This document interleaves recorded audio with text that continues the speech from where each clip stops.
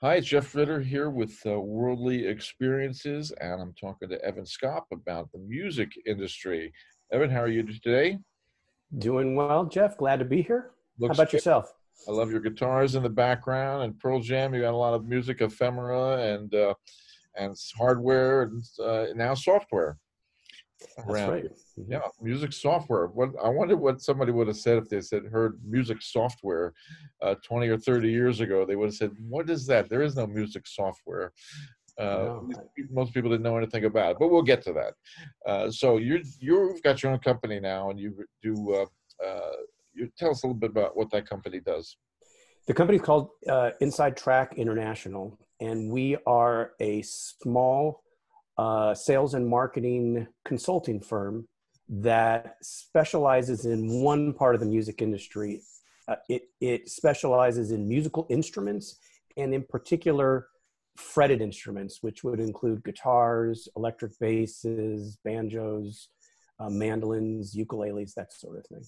And so what we do is we connect our clients, which supply parts that are used on fretted instruments, things like strings or glue or finished products, knobs, cases, even mobile apps for how to learn to play guitar or ukulele. And we get those placed as original equipment on guitars by all the big brands that you've ever heard of. Oh, great! That's really wonderful. Yeah, you mentioned ukuleles. Who would have known the ukulele would be? How big a percentage of the music industry today is ukulele related? Well, compared to 20 years ago, it's huge. Yeah. 20 years ago, ukulele was a very fringe instrument. Yeah. And then Tim? it kind of got its place. Oh yeah, Tiny Tim, or some Hawaiian artists like Don Ho or Daniel Ho. But then it started creeping into popular music, and then you had some virtuoso ukulele players like Jake Shimabukuro from Hawaii, and people realized it's a pretty easy instrument to play, and it's just taken off. And there's a big one of the biggest ukulele companies is called Kala brand, and they're based in Northern California, and they are one of the biggest ukulele companies, and they didn't even exist 20 years ago. Wow. Wow. Yeah, so it's a pretty interesting industry. And now you started out, you started as a musician a long time ago. Is that right? Well, yeah, if you go way back, Uh, when I was about 3 years old, my parents gave me a toy piano, uh-huh. and that was like about this big, and they just expected me to bang on it. But they noticed that I was actually figuring out how to play songs, nursery rhyme songs and things like that. And they thought, oh my God, we've got the next Shostakovich here. And they saved up and bought a full-size piano. And about age 6 or 7, I started with piano. Mm-hmm. And I remember my mother said, there's 2 teachers in our town. One is a woman, and she's very nice and very friendly. Everybody loves her. Then there's a man, and he is very kind of difficult to deal with, but he trains his students to be concert classical pianists, and he's very strict. And you can have your choice of which one. And I said, Everett Swank, Mr. Swank was my piano teacher. Uh-huh. And he was very, very strict. And he would give me a letter grade at the end of each lesson. And my blessing and my curse as a musician is that I have a really great ear. So I could, even as a little kid, I could figure out songs on that toy piano my parents gave me, which is something my parents couldn't do. But even with studying with Mr. Swank, I was always relying on my ear and not practicing. And eventually I got a C. Yeah. And my mother told me, listen, we're not paying for you to get C's. So you get another C, it's see you later. Yeah. And eventually I got a C, and that was it for piano. But at about age 12 or 13, I really thought about wanting to get back into playing an instrument. And there was something about guitar that really attracted me. I think maybe I had posed in front of the mirror with a low slung tennis racket and saw myself as Eric Clapton or Keith Richards or something like that. And I bought an acoustic guitar. I learned how to play it. Actually, I did apply myself quite a bit more than I did to piano because I enjoyed it a lot more. Mm-hmm. And in my mid-20s, I got my first electric guitar and amplifier. Yeah. And started also concurrently playing in a band in Hollywood. And then also being very interested, almost to the point of an obsession, in the gear itself, in guitar gear. So the music thing was pretty strong in me from a very early age. The gear thing really developed in my 20s, and it just never let up with me. Yeah, that happens to musicians. Sometimes it's a distraction from the music, or it's I need this gear to make me sound the way I want to sound, and that can be that can be a curse too, I guess. It can be. Yeah. And then there's also really well-known musicians, like major stars, I could tell you, and then you ask them about their gear and they don't really know, and they don't really care. It's just as long as it works. I just plug it in. I don't worry about it. Very interesting. And but you didn't know, and you weren't heading towards sales and marketing. You didn't know that was going to be your destiny, did you? No. That all happened in my early 30s. Mm-hmm. Prior to my early 30s, I did not even know what the word marketing meant. And I thought sales was kind of a dirty word. Like, sales means you're ripping people off. Isn't that what sales is all about? I was clueless about it until my early 30s, when I got my first gig in the musical instruments industry. What was the first job in sales? My first job in sales and marketing was marketing manager with a 6-month track to vice president of sales and marketing at an electric guitar pickup company based here in Santa Barbara, California, called Seymour Duncan. And if you don't know what an electric guitar pickup is, they're on all electric guitars. And here's a guitar, and these things here, these are the pickups. Mm-hmm. And by definition, every electric guitar has at least one, sometimes as many as 3 pickups. And the pickups are really integral to the sound of the electric guitar, because they're the things that change the energy of a vibrating string into an electric current that then goes into an amplifier and gets amplified and comes out of a speaker in the form of a tone. And the world leader in electric guitar pickups is the Seymour Duncan Company. Okay. And I just happened to get a gig working there, and the gig was vice president of sales and marketing. And so guitar makers don't make their own pickups. Most guitar makers buy their pickups from another company. I would say most, yeah. But if you talk about some of the really big ones like Fender, Gibson, that guitar I just showed you, which was called a PRS, Taylor acoustic guitars, all those companies do make their own pickups, but the vast majority of companies do not. Well, such a big different skill set. Building pickups is so meticulously electronic, and a guitar is really many things. It is a different skill set, and you have to make them in large quantities for it to make sense. So if you're not one of those huge companies, it doesn't really make sense. Yeah. So what's sales like now? I mean, what was it like this when you started off, or how's it different? How did it change? Were you going door to door? There's the word jobber. Do we use the word jobber anymore? I don't know. I'm not familiar with what that is. Jobber was a guy who would go to individual stores to get his stuff on the rack. Ah, okay. Like a rack in the front of by the cash register. Right. In our industry, we call those sales reps, representatives. Yeah. No, when Seymour Duncan first hired me, they hired me to be marketing and product development. But one of the employees that worked under me handled what they call OEM sales. So OEM sales is sales of Seymour Duncan pickups to the guitar manufacturers, who then install those pickups as original equipment on instruments. That guy left, And so the head of the company said, listen, can I throw another responsibility on your plate?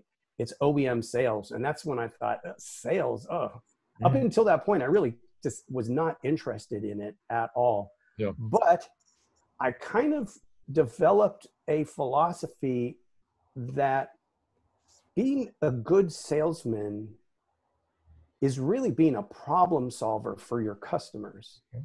And if you can figure out what they want to do, which in most cases is to sell more guitars or to have their guitars get great reviews in the gear magazines or websites. And if you can help them do that in such a way that you also end up selling them your product, then it's a win-win. You've solved their problems and you've done a good job for your company. Yeah. And when you do it that way, when you look at sales as problem solving, then it for me, it lost whatever kind of negative feeling I had about it before. And it turned out I ended up loving it. And it's actually one of my favorite things to do. As the company grew, I ended up at some point overseeing the entire sales effort, which was far more than OEM sales. It was also sales to music stores, sales to international distributors.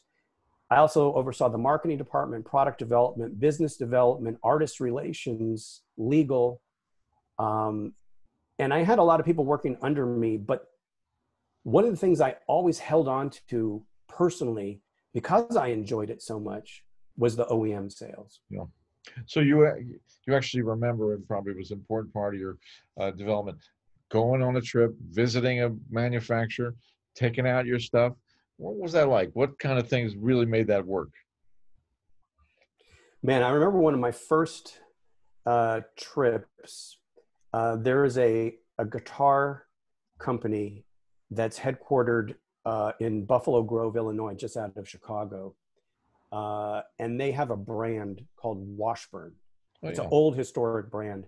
But this is the company that owns the brand now. And they have been using our competitors' products, our competitors' pickups. And they had a change in personnel. And they had a new guy running the Washburn division. And I flew to Chicago and I met with him and I walked into his office and he's got all of our competitors' pickups all out on his desk in an array. And he's also kind of busting my chops a little bit too. And I'm like, man, I didn't come all the way here to, to get worked by a potential client. And so I kind of told him as much. And I said, it's not lost on me that you have all these competitors' products out here. Look, I want to see if I can help you sell more guitars. But if you're not interested, I'll just go home. And he said, listen, you like hamburgers? I said, yeah. He goes, let's go out and grab a bite. And I'm like, okay. We went out to some burger joint and had a burger and a Coke. And then he started telling me that he's not sure about this job. He just moved with his wife to Chicago. He's from another place and he's hoping that it's going to work out and this and that. And then it turned out we started talking about some personal things, and turns out we had some things in common. And then we went back to the office and he showed me his whole array of new models that he was going to be bringing out the next year. And I started telling him, listen, you can match pickups with the kind of woods that are used in the guitar. And then we can also further refine that by who your target customer is for that guitar. And he's like, well, would you mind doing that with me right now? I'm like, no problem. That's why we're here. So we spent the next few hours going through his line, him telling me, okay, this guitar is a heavy rock guitar. It's really designed for, playing heavy guitar tones. And these are the woods. And I'm just taking all these notes.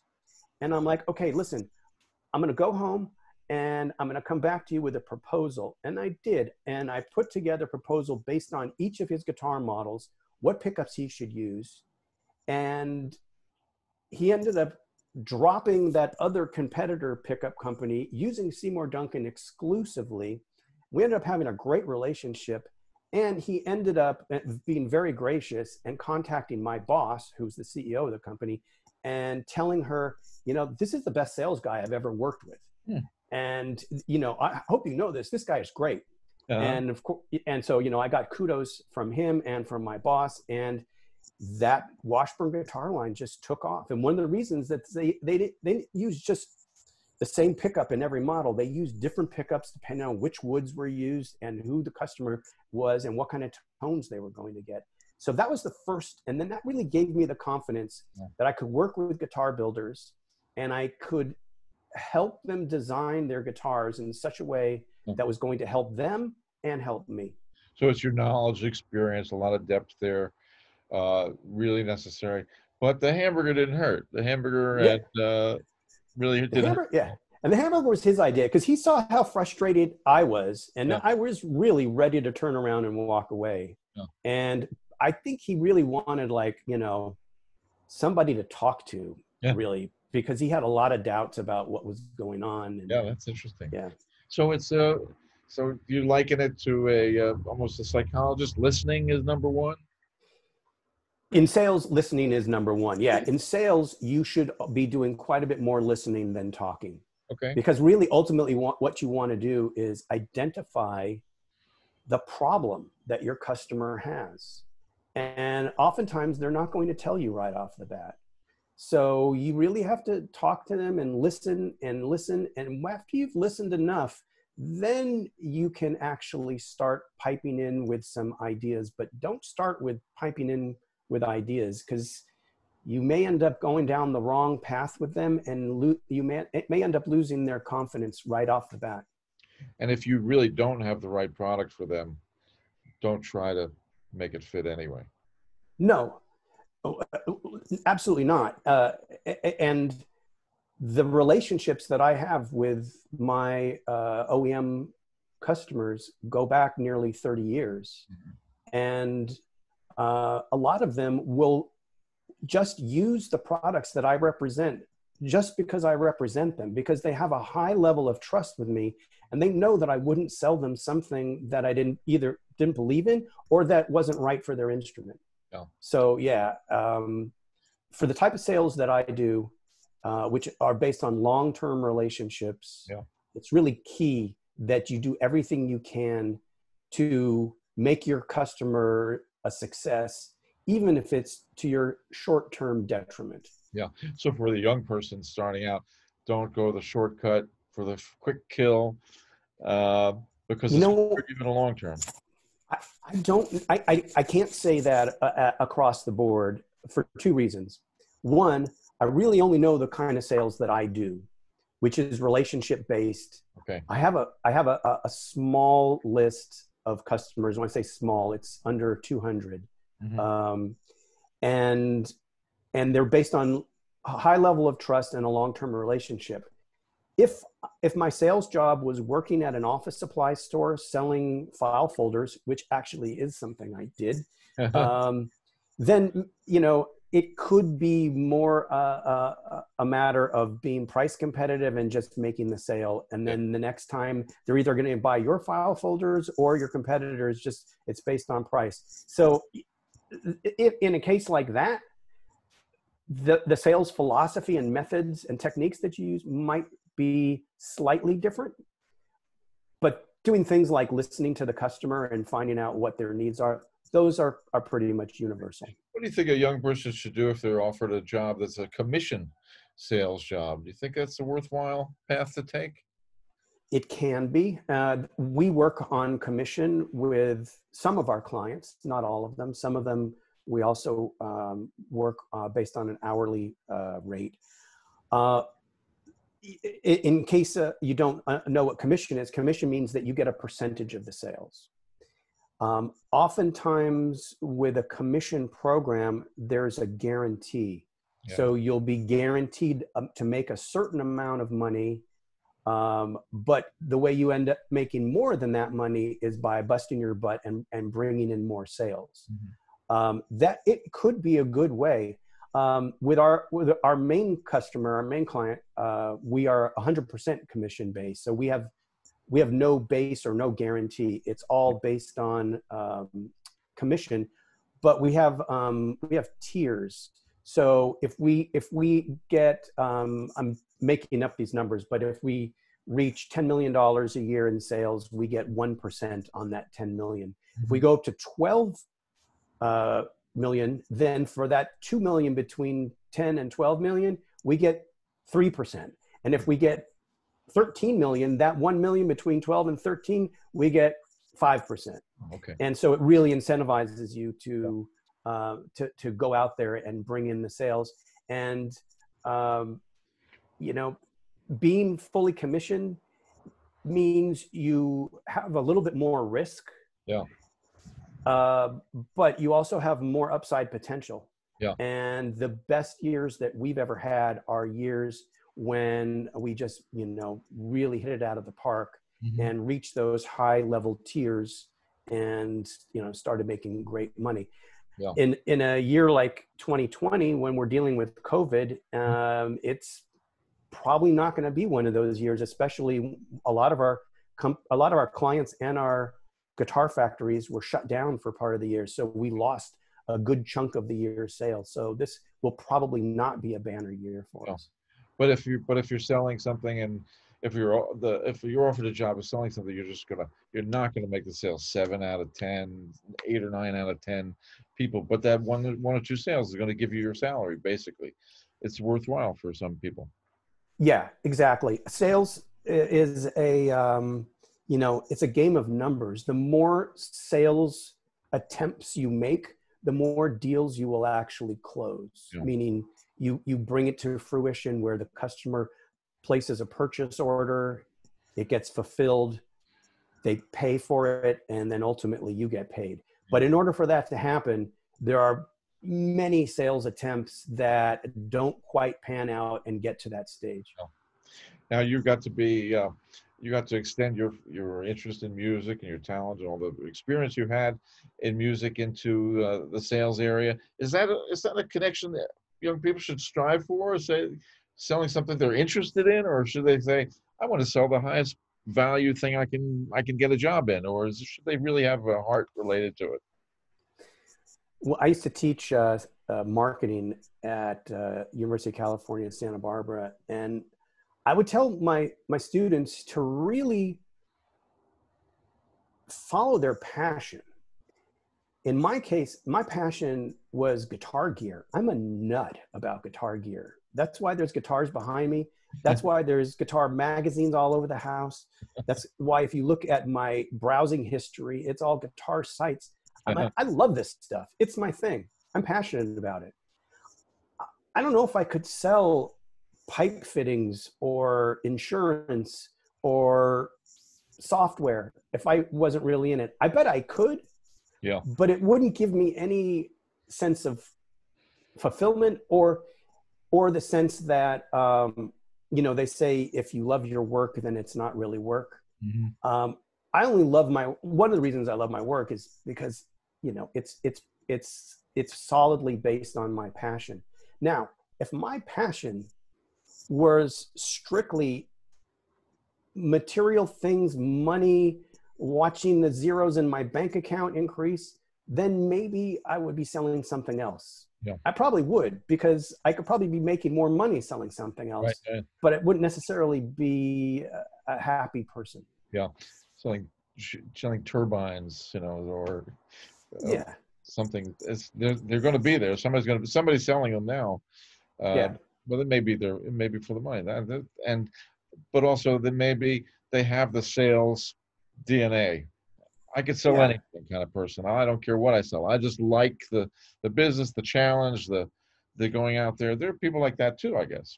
Sure, absolutely. And there's nothing wrong with that. I mean, for me personally, I don't think I could be a drug rep selling OxyContin to doctors. Oh, yeah, that was big. You know, that's maybe drawing a line for me. I don't know if I could sell, you know, weapon systems to other countries. Yeah. That may not be my thing either.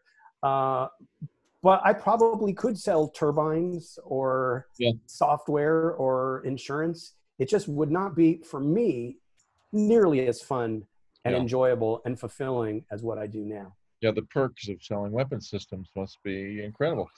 But unlike, not that different. But what would have been the perks of being in the music industry for you, though? Well, the biggest perk is just being around that product. Yeah. Being around that product that I am so interested in and being able to talk about it all day long. That's number one. Number two is when I go visit a customer and I'm touring their factory, I'm like Charlie in the Chocolate Factory. Yeah. It's just so cool to me. And invariably, every time I visit a guitar factory, I'm like, oh man, I need to get one of those guitars. Yeah. And so, oftentimes I do. And and then another part that I really enjoy is just my colleagues, the people around me, because most of them are like-minded, and most of them got into this business because they're like me. They're guitar nerds or guitar players or want to be guitar players, but whatever it is, they have an interest in it, and they're doing it too. So you have a whole cadre of people that are in a small niche industry, but they're all there because they really want to be there. And it makes for great friendships. And, you know, a lot of my customers, I really consider my friends.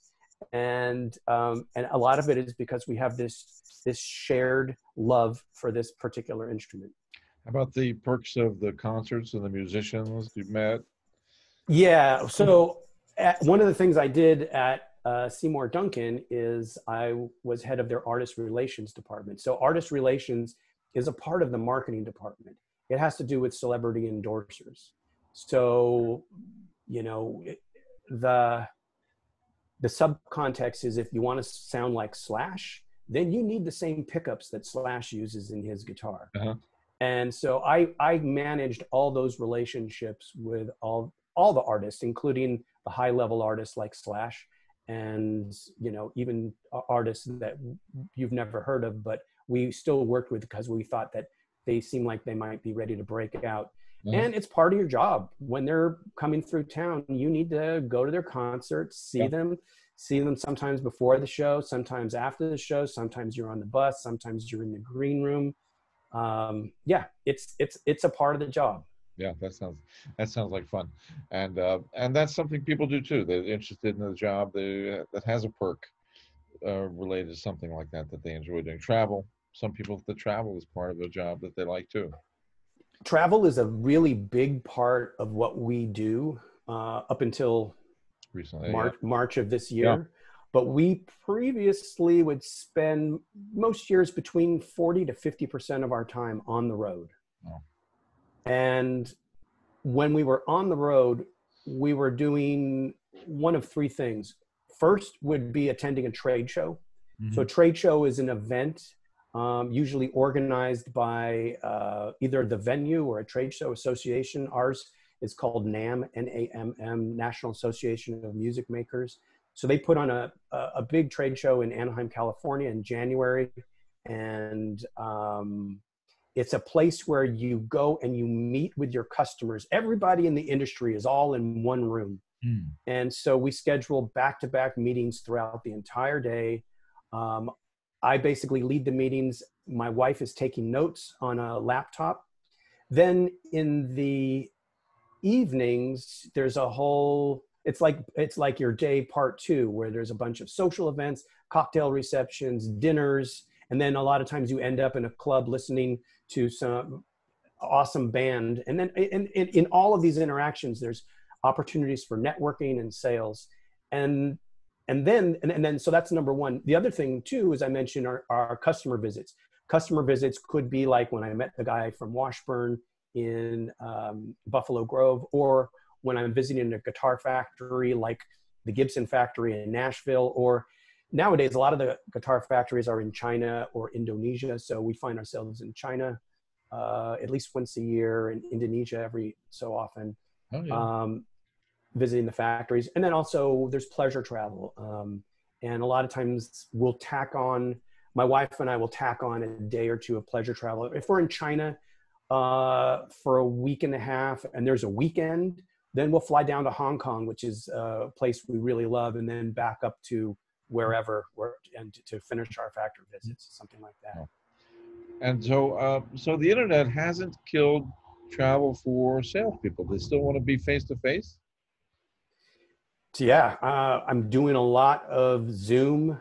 Microsoft Teams, Yeah. Skype, a lot of meetings. In fact, doing the video has become far more prominent. Before that, we were doing conference calls. Yeah. And now I can't remember the last time I did like just a voice conference call. Yeah. It seems nowadays everything is done with video. Sure. GoToMeeting, something like that. But if you have a physical product to sell, then we're going to get back to travel. People are going to want to go face to face, bring in their product, hands-on, that kind of stuff. You know, earlier this morning, I was dealing with a guy in Northern Ireland, and he wanted to check out a product. So I just mailed it to him. Oh. And then I put a follow-up in my CRM for 2 weeks to see if he's got it.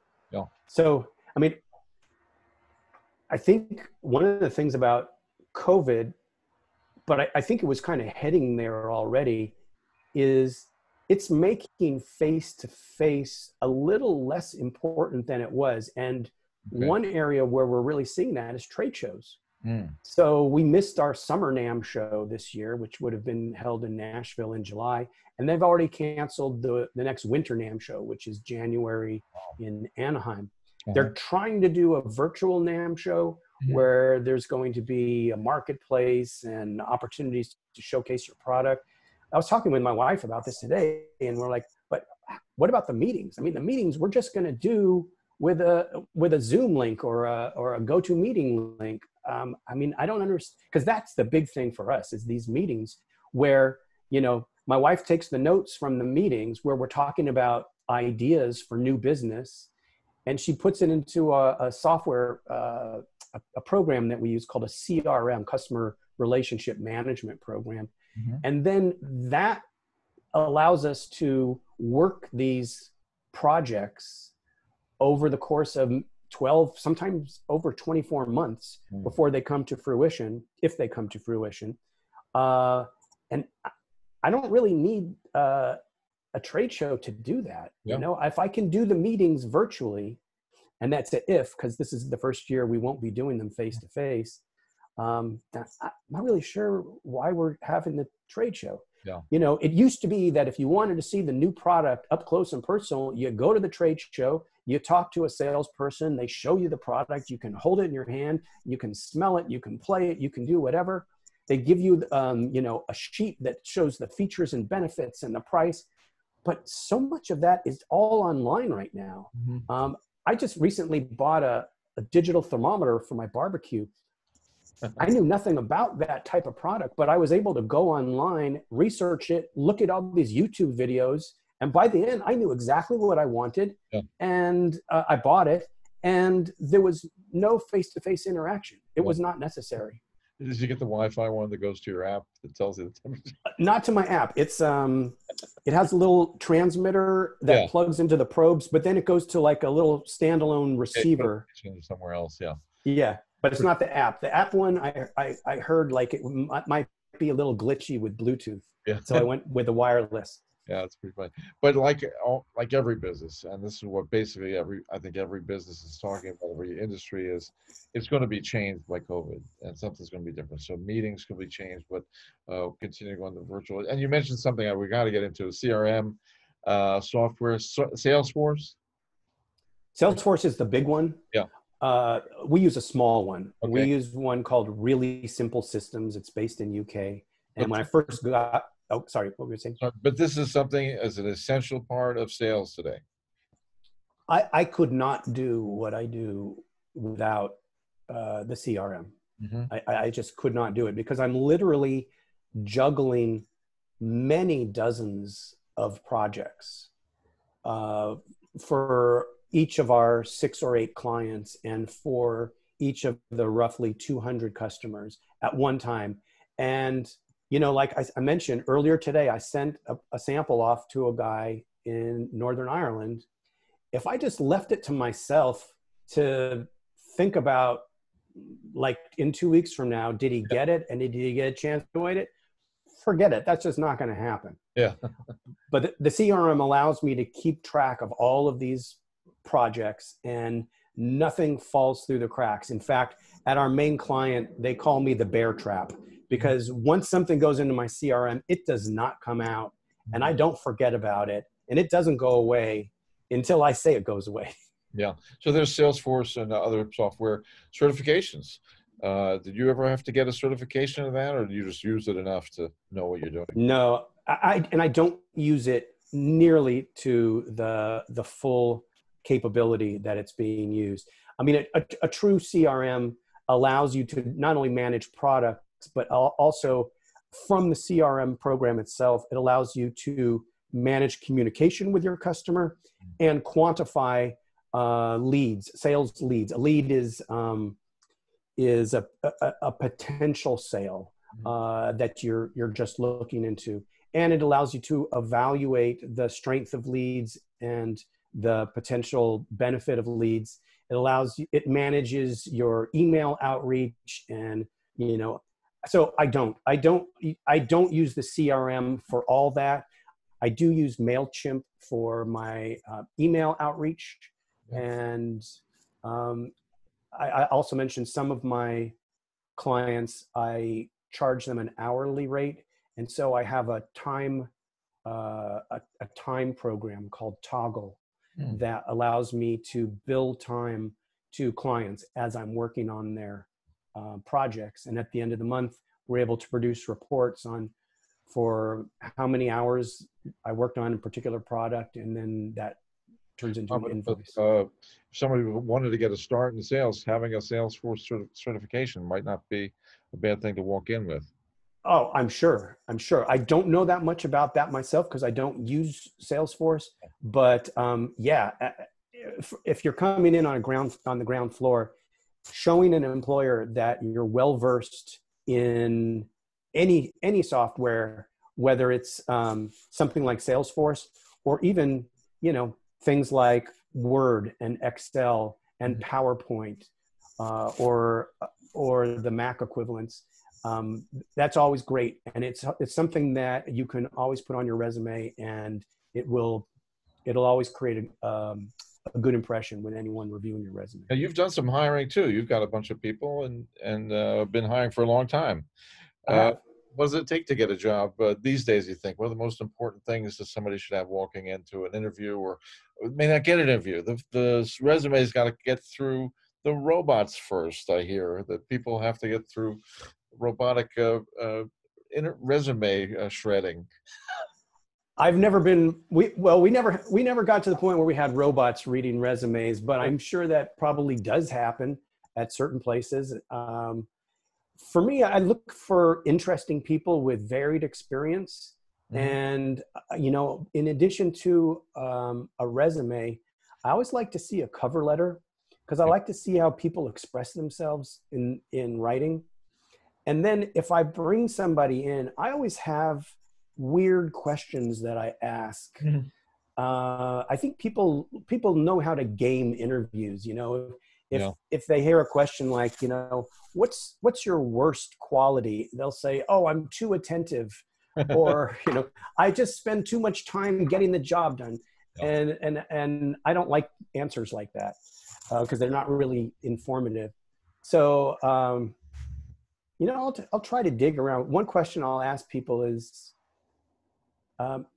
if I gave you a college catalog that had every conceivable course in it, and I told you I'm going to pay for a course in this college catalog, but it's going to be the course in the area you most want to explore specifically for your own pleasure and self-fulfillment. Tell me the name of that course. And some people say like, oh, photography or music or gardening. And I'm like, great. And I'll send you to that gardening course, but you have to take another course as well. And this course is going to be in the area where you most need to boost your professional skills. What's that course going to be? And they're like, oh, maybe a math course or probably Excel or something like that. And I'm like, okay, so that's really what I was trying to get at the whole time, but I kind of work at it like around so that I can reach it. They're relaxed. You caught them with their guard down, and they're telling you their weakness. And some people, yeah, exactly. I'm asking them for their weakness, but I'm asking it in a kind of a fun way. Some people just also can't understand what I'm asking. Yeah. They're like, I don't get, and that's, okay. So, if we're going to work together, we have to have good communication. And I'm assuming that I'm communicating effectively, or at least the only way I know how. And if it's not working for you, that's kind of a red flag. Yeah. There's another thing that's really important. And it's important in sales in general, but also in the interview process, because in the interview process, regardless of what job you're interviewing for, you are selling yourself.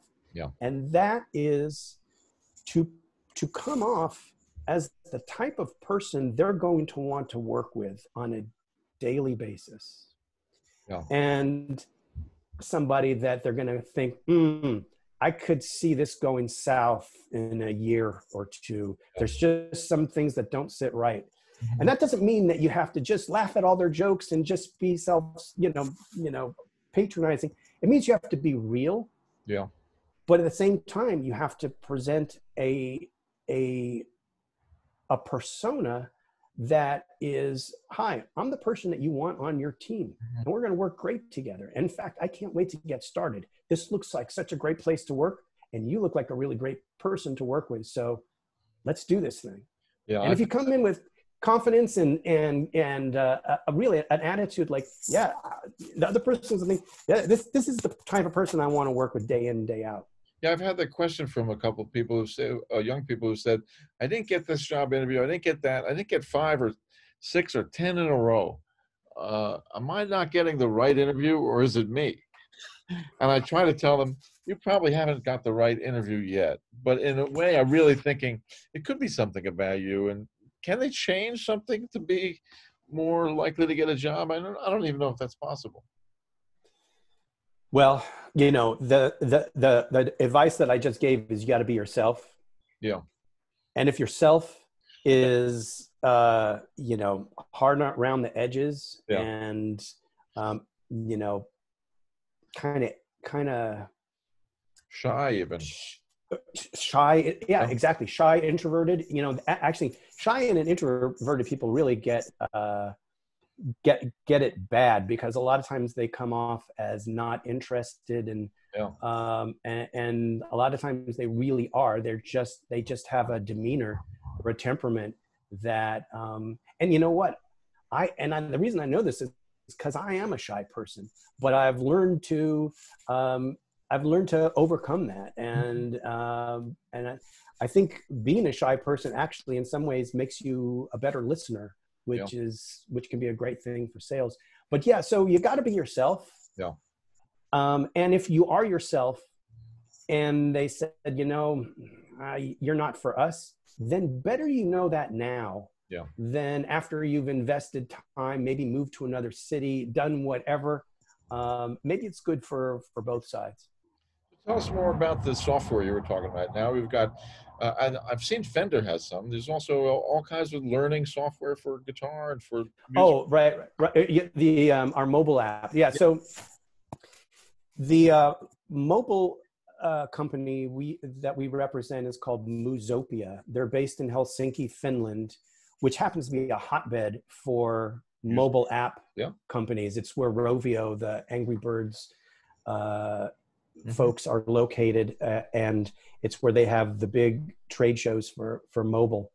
But Muusopia makes several different what we call learn to play and fun to play mobile apps, and they're quite amazing. So most of their apps have a songbook of over 2,000 fully licensed hit and classic songs in multiple genres of music.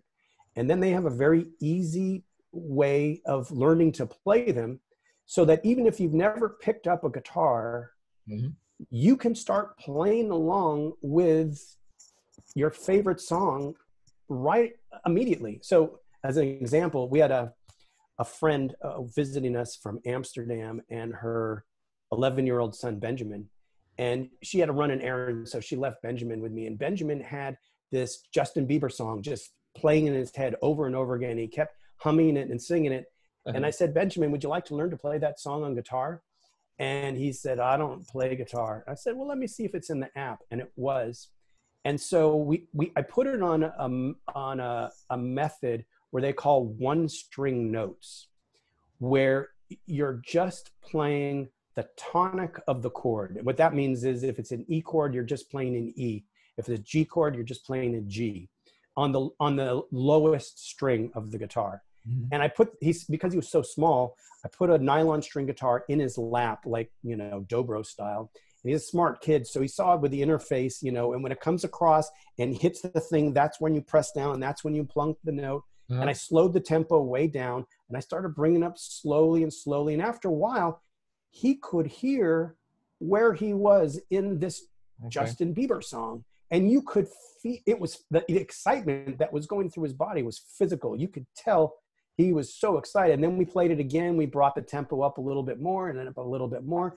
And then his mom comes home and they're talking a mile a minute in Dutch. And she says, Benjamin says he was playing Justin Bieber song on guitar, but how could that be? I'm like, Benjamin, would you like to perform for your mother? And he did. And cut to now, he's back in Amsterdam. His mom bought him a real guitar for his birthday. He mm-hmm. takes music lessons at a music store, and he wants to start a band. So is software the future for music learning? It's happening now, I guess. It is. It is happening now. And, it started with YouTube. Mm-hmm. I mean, I have a son who's in his late 20s, and I did send him to guitar lessons. But when he wanted to learn a song, he would just go find what they call the tab, which is the music, but not written in a notation that's not like, a staff with treble clef and notes and things like that. And then he would find YouTube videos on people teaching you how to play it. And so he would just kind of put the two together. Now you have apps. There's one, Fender Guitars has one called Fender Play. It's basically like a bunch of YouTube videos that are all kind of curated with teachers that are all, they all look the same and they take you through how to play a song. Or you have the type of apps that our client, Musopia, makes, where they actually have a method that teaches you how to play, starting with one string notes to eventually playing full chords. Also, it has listening technology. So if you play with your earbuds plugged into your device, it listens to you play. And at the end of the song, it gives you a score on 1 to 1,000 on how well you played. Oh, nice. And for each chord in the song, it gives you like a little pie chart. And if it's totally filled in with color on the E chord, it means you played the E chord perfectly. If it's only 3/4 filled in, you did it perfectly 3/4 of the time. And if it's really, if you only have a sliver, then you need work on that chord, but you can press a button and it will take you to a video tutorial on how to play that chord. Wow, that's brilliant. That's amazing. Plus it allows you to slow down the tempo without altering the pitch. It allows you to modulate the key if you want to sing and you want to bring it up or bring it down. It's got a metronome. It's got adjustable backing tracks. So is this all improving the under the bed, guitar under the bed phenomenon? After 2 weeks, it goes under the bed. You never see it again. So the CEO of Fender produced a statistic that we all have accepted as true, which is that 6 months after a beginner purchases a guitar, 90% of the time, it ends up under a bed or leaning against a wall or in a closet or being sold on eBay. Amazing. So if that is true, if we could lower the quit rate just from 90% to 80%, over time, we would double the size of the industry. Yeah. And so that's what we're doing. So with Musopia, we have a program with, for example, Yamaha has what's called a pack or a Christmas pack. It's basically for one price, you get an entry-level electric guitar, an amplifier, a cable, a strap, a pick, and a download code. So when you download this Musopia program called 4Chords. You put in the promo code EG Yamaha, and when it goes in, two things happen. One, you get 30 days of VIP status on the app for free. Yeah. But then the app reskins itself to the Yamaha app, and now you think for all intents and purposes you're in the Yamaha guitar learning app, but you're actually in Musopia's app called 4Chords. And our experience is that for people that are buying those entry-level packs, far more of them get past the initial learning curve by using a mobile device and user-friendly software than if they were using any other method. And if you're like me, Jeff, you learned by listening to a record and dropping the needle and then running over to your bed and then waiting for the passage, playing it, putting the guitar down, running back, pushing the needle over again. And it's so, oh my God, I often think to myself, if we had these resources back then. Yeah. Well, I learned a lot from other people. I thought that was the most important thing, was sitting with somebody else better than you and watching them and being amazed and getting a little bit out of each time you played with somebody else made a big difference. And let me just make this clear, because it's something I've heard from. Guitar Hero is not guitar learning. Is that true? It is. That is true. Though the video game Guitar Hero did spur guitar sales. It did? Okay. I thought people were saying that and wanted to be great at Guitar Hero. Yeah, a lot of people were great at Guitar Hero and couldn't play a lick on guitar. And by the same token, I know a lot of bands that, they'd be on tour and they'd have Guitar Hero in the bus. And these were virtuoso guitar players, and they lost interest right away because they couldn't do it. They couldn't figure out the Guitar Hero thing, but the phenomenon of Guitar Hero is that for those years that it was popular, it did spur guitar sales. And for people who thought, wow, this is really great, I really want to try it on a real guitar. And then there was a little sub niche in our industry of people that were making controllers that worked for Guitar Hero, but were also real guitars. Oh, that's great. I know some companies that dumped a lot of money into that and basically were ready to come to market just around the time that Guitar Hero, the game, was kind of played out. Video games have a pretty short life cycle, and Guitar Hero was pretty much at the end of its life cycle just as these controllers started.